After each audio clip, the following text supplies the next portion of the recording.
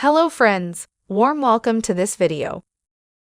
How to zip a file or folder in Windows 10.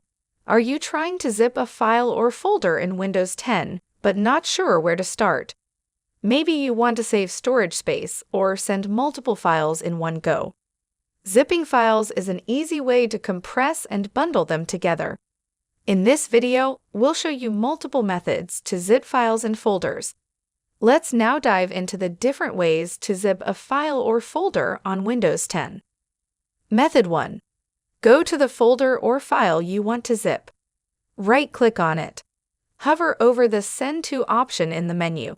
Click on Compressed Zipped Folder. A new zipped file will appear in the same location. Rename the zipped file if needed. Method 2. Open File Explorer and go to the desired file or folder.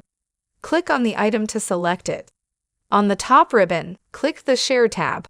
Click the Zip button in the Share toolbar. A zipped version will be created in the same folder. You can now rename or move the zip file if needed. These are all the simple and effective methods you can use right now. Please do not forget to like this video. Make sure to subscribe to this channel.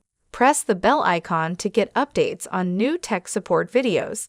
Thank you for watching this video.